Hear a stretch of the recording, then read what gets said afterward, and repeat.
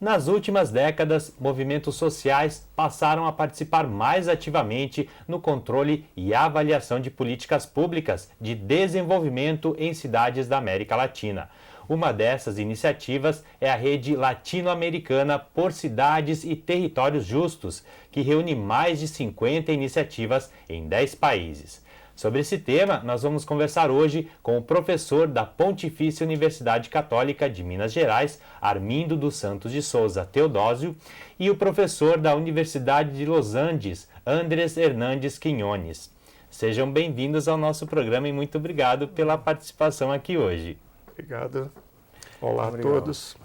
Professor Armindo, a gente sabe que as cidades latino-americanas elas compartilham alguns problemas em comum, sejam eles problemas de infraestrutura, saúde, educação, problemas políticos inclusive, não é isso?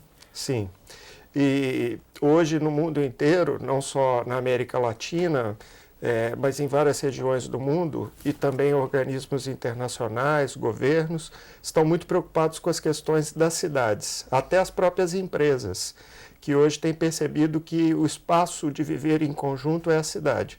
Então, a maioria da população mundial vive em cidades, há uma demanda mais que legítima da população pela melhoria dos serviços públicos nas cidades e também há o direito e o dever de todo cidadão de interagir com os governos locais, as prefeituras, para melhorar a gestão pública e fazê-la mais transparente, mais correta, mais efetiva. E é nesse contexto que aparecem todos esses movimentos por cidades justas, democráticas e sustentáveis. Quais foram os contextos históricos que levaram esses problemas a se alastrarem pela América Latina, professor? Nós temos na América Latina um continente que avança muito desigualmente. Alguns grupos sociais melhoraram muito as condições de vida, inclusive nas cidades, e outros têm um gap, vamos dizer assim, uma lacuna de cidadania a ser construída. Isso vem desde a época da colonização europeia. E o desenvolvimento econômico foi precário, a própria conquista da cidadania e a democracia ela não se fez por completo. Mas, por outro lado, a América Latina também é um caldeirão em ebulição de boas práticas de democracia participativa, de cidadania ativa.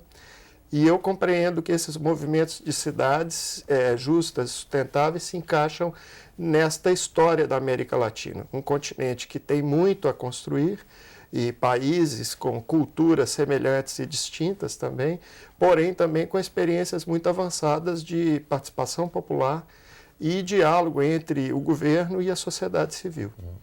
Professor Andrés, a gente sabe que alguns movimentos sociais, como o próprio professor Armindo nos falou, né, a sociedade ela começou a se mobilizar para cobrar melhores políticas públicas e avaliar essas políticas públicas, inclusive auxiliando os governos. A Colômbia possui alguns exemplos muito interessantes que foram replicados para outras cidades da América Latina. Explica para a gente como é que esse movimiento surgió en la Colombia, profesor? El movimiento de los Cómo Vamos en Colombia surge inicialmente por una coyuntura específica en 1997, que es la construcción del Transmilenio en Bogotá, que es una de las grandes obras de transformación urbana. En el gobierno de Peñalosa, los empresarios se reúnen con el Tiempo, que es uno de los medios de comunicación, y una universidad, y montan un sistema de seguimiento a esa gran mega obra. A partir de ahí, el siguiente paso que sugieren es la construcción de una red o de una alianza entre la empresa privada, los medios de comunicación y la universidad para mejorar el acceso de la información respecto a la evolución de los indicadores de calidad de vida en la ciudad como producto de los planes de desarrollo y montar también una encuesta de percepción ciudadana para ir midiendo, ¿sí?, la opinión de los ciudadanos frente a los planes de desarrollo. Al establecerse esos dos instrumentos, una encuesta de calidad de vida y unos instrumentos, unos indicadores de calidad de vida, y una encuesta de percepción ciudadana, se convierte en un instrumento para exigir rendición de cuentas a los alcaldes sobre la efectividad de la gestión pública y de las políticas públicas. Digamos que ahí nace la experiencia y después, por un efecto de imitación, los empresarios, las universidades y los medios de comunicación de 7 ciudades más durante el periodo de una década construyen lo que se llama los Cómo Vamos, que es una red de organizaciones orientada a hacer seguimiento a la calidad de vida de las ciudades y una encuesta de percepción ciudadana sobre el impacto de los gobiernos en 7 ciudades de Colombia. Eso después se traslada y por imitación también se empiezan a crear en otras ciudades y se llama Cómo Vamos. Eso es lo que se llama como accountability social. Quais foram os resultados que vocês perceberam ao longo do tempo? Os próprios governos começaram a abrir mais espaço para que esses movimentos pudessem participar mais ativamente do processo de elaboração de políticas públicas? Hay los resultados, es buena pregunta, pero yo podría decir 2 resultados. Uno, hay una práctica ya reconocida por parte de los alcaldes de las diferentes ciudades de mirar cómo salen calificados en las encuestas de percepción ciudadana. Entonces, si usted sale mal calificado en su desempeño en la política de salud, muchos alcaldes lo que hacen es activar sus consejos de gobierno para ver cómo mejoramos la política de salud. Es decir, los alcaldes hoy en día son receptivos, ¿sí?, ante la información que da la encuesta de percepción ciudadana. Entonces, digamos así que hay un indicador, una relación entre la receptividad de los alcaldes, ¿sí?, y la información que produce esto.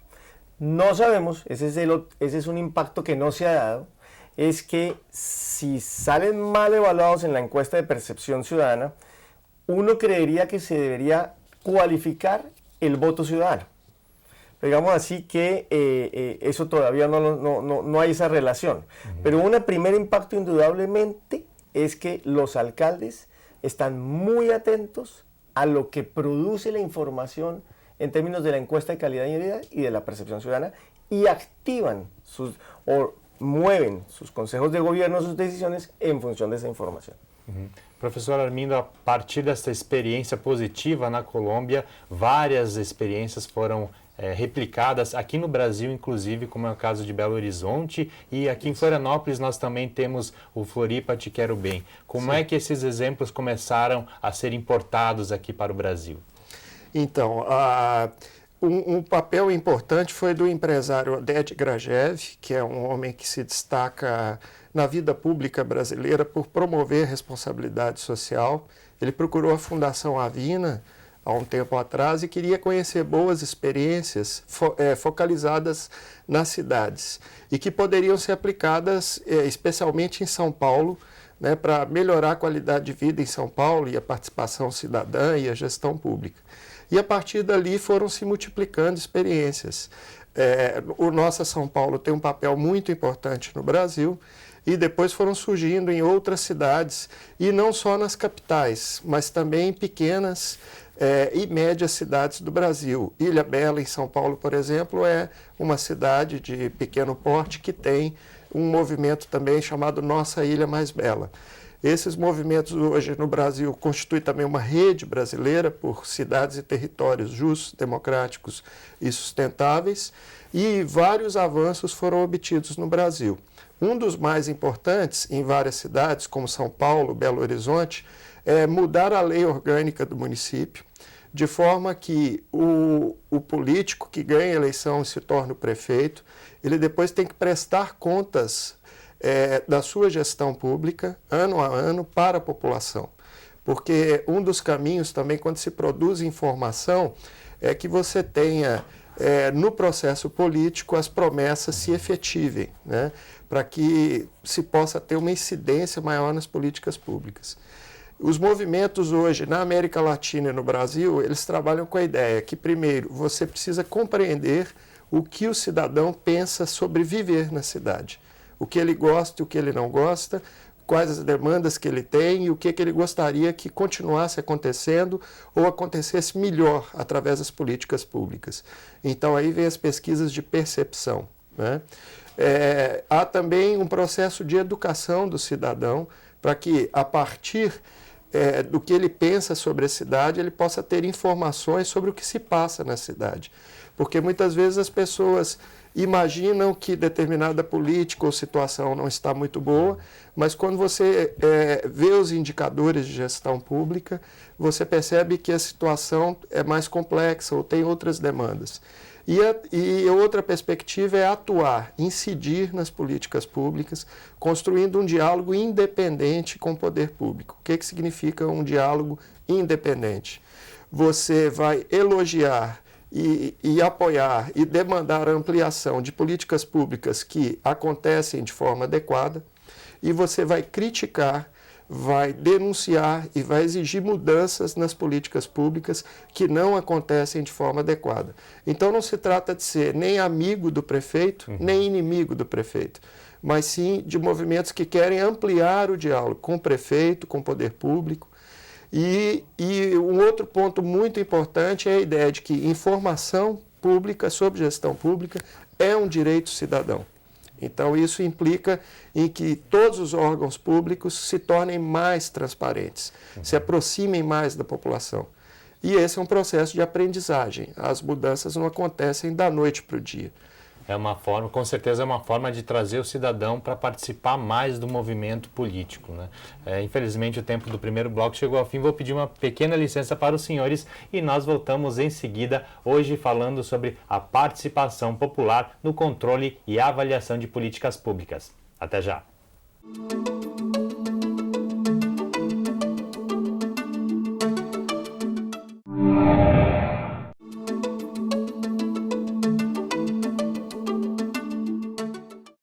Estamos de volta com Conexão Pública, hoje falando sobre a participação popular no controle e na avaliação de políticas públicas. Nossos entrevistados são os professores da Pontifícia Universidade Católica de Minas Gerais, Armindo dos Santos de Souza Teodósio, e da Universidade Los Andes, Andrés Hernandes Quinones. Mais uma vez, obrigado pela participação aqui hoje. Professores, no primeiro bloco a gente explicou um pouco como é que surgiram esses movimentos sociais de participação na elaboração e no controle de políticas públicas, mas além de fazer esse controle, eles também trabalham em rede, trocam experiências. Como é que funciona essa rede, professor? Então, existe a rede latino-americana, por cidades e territórios justos, democráticos, sustentáveis. A mesma rede brasileira, ela tem endereços na internet, sítios eletrônicos que as pessoas podem visitar. E há muita troca, fazem encontros frequentes, bianuais, latino-americanos e brasileiros para compartilhar experiências. Alguns tentam trabalhar de forma semelhante a outras cidades. E, além disso, há um repositório também de boas práticas de governança urbana, principalmente voltadas às questões de sustentabilidade. Então, foi criada, junto com a rede, uma iniciativa chamada de Plataformas por Cidades Sustentáveis, que são uma série de exemplos pelo mundo afora, não apenas na América Latina, casos de exemplos bem-sucedidos de como tornar uma cidade mais sustentável. Então, para quem está nos assistindo e interessa em se envolver nas questões da sua cidade, seja muito bem-vindo à rede brasileira e latino-americana, porque a ideia é que, se você compartilha, exige que o poder público compartilhe informações, você tem por obrigação compartilhar informações. Então, quem se sentir motivado a criar movimentos em novas cidades vai ter o apoio total da rede. Como é que, por exemplo, o telespectador que está nos assistindo mora em um município que ainda não existe esse movimento? Ele tem algum local na internet que ele pode acessar e pode encontrar informações de como entrar em contato com a rede para obter aí orientações para criar esse movimento na sua cidade? Sim, tanto entre os movimentos que apoiam a rede, quanto as ONGs, por exemplo, na Fundação Avina, que é muito fácil, é só digitar na internet, no mecanismo de busca, ou digitar Nossa São Paulo também, que tem todas essas informações a partir do Nossa São Paulo. Né? A rede tem vários sítios que é possível. Eu sugeriria a pessoas que querem construir movimentos como esse, que primeiro é preciso mobilizar vários atores da sociedade para trabalhar junto. Inclusive atores empresariais grupos empresariais que se interessam em promover o interesse público. Né? E trabalhar com a ideia de que se pode coproduzir benefícios para a gestão pública local. Ou seja, não é só o governo que é responsável, não é só a população. Pode-se produzir isso junto, a partir das ONGs que já existem, discutindo como que se dá no território as políticas públicas, né? Compreender onde estão as lacunas e como pode avançar a política pública. Professor Andres, quais são hoje os limites, as dificuldades que vocês encontram principalmente para avançar nesse trabalho da participação social? As pessoas, em geral, na América Latina, elas têm interesse em participar? Há essa perspectiva em participar da elaboração de políticas públicas? Sí, ahí entra un debate que es importante y es el contexto que explica el éxito o el fracaso en la incidencia, en la efectividad de las políticas públicas y en la efectividad y el buen desempeño de la gestión pública en las ciudades. ¿Qué es lo que condiciona o qué es lo que impide eso? Y uno podría ver factores económicos y factores político-institucionales. En cuanto a los factores político-institucionales, hay varias razones que explican el éxito o el fracaso. Estas son iniciativas, bien sea empresariales, bien sea de redes y organizaciones de movimientos sociales, que buscan con la información mejorar la administración pública. Si esto se da en un contexto donde las ola de generaciones previas, la reforma a la descentralización, la creación de los dispositivos de participación y la voluntad política de ciertas élites de modernizar la administración pública. En ese contexto, si la descentralización no está funcionando, si los dispositivos de participación están capturados y si la élite representa en las ciudades un proyecto más de tipo corporativo, se da una situación y es que más información no implica más exigencia de rendición de cuentas ni cambios en la administración pública. Entonces uno creería que esto es un problema, el régimen, la rendición de cuentas hay que verla como un régimen, que implicaría como un régimen de actores en donde si usted produce información, uno espera que la administración pública sea receptiva. Entonces el gobernante con sus funcionarios impulsan cambios en salud, impulsan cambios en educación, transforman el ordenamiento urbano. Pero si no se da esa relación entre más información y receptividad, pues hay un obstáculo. Si no se fortalece la descentralización o si los dispositivos de participación no inciden, pues necesariamente estaríamos ante una situación un poco perversa y tendríamos más información, una ciudadanía incluso más informada y una administración pública que no se cambie. Entonces digamos que el tema de que esto funciona si hay un cambio en la manera de hacer política, si hay un cambio y una efectividad y un buen desempeño en la descentralización. Hay un dato en las encuestas que es preocupante. En Colombia, en la serie de encuestas desde el 2001 hasta el 2010, la percepción ciudadana frente al desempeño de los alcaldes ha bajado de un puntaje entre el 55 y 60% favorable al 40% de favorabilidad en los 7 ciudades donde están. Y estamos en una situación donde la desigualdad ha ido incrementándose. Y tenemos otro indicador que es preocupante y es el número, o sea, el porcentaje de la población que participa. Y vemos que en la última década ha bajado la participación ciudadana en los indicadores frente a esto. Entonces uno dice, estamos en una etapa de replantear y de repensar estas iniciativas. Qual a perspectiva que o senhor vislumbra para o futuro? A gente pode sonhar com cidades mais justas, cidades mais sustentáveis aqui na América Latina? la pregunta es buena, pero es difícil. Uno creería que estamos ante un movimiento que va en vía contraria. O sea, tenemos indicadores de mejor calidad de vida, paradójicamente con ciudades que segregan o ciudades excluyentes. Esto está vinculado, y esto lo que nos está mostrando es que el modelo de desarrollo a nivel nacional condiciona la capacidad de las ciudades de modificar ese modelo de desarrollo. Entonces yo creo que hoy tenemos más información en un escenario donde las ciudades siguen aumentando la segregación. Entonces esto implica de nuevo pensar en grandes cambios políticos de carácter nacional relacionados con modelos de desarrollo, donde las ciudades deberían ser agentes fundamentales. Y eso está hoy en el debate de estas iniciativas, es si las iniciativas solamente deben preocuparse por mejorar el acceso a la información, por crear indicadores de calidad de vida, o deben preocuparse por discutir el modelo de ciudad y el modelo de desarrollo. En esa lógica está. Ou seja, precisamos combater o individualismo e fazer com que os cidadãos pensem mais na sociedade em si, no bem-estar em comum, né? Professores, infelizmente o tempo do programa chegou ao fim. Agradeço novamente a participação do programa aqui hoje. Bueno, muchísimas gracias. Muchas gracias. E o Conexão Pública vai ficando por aqui. Nós voltamos na semana que vem. Até lá.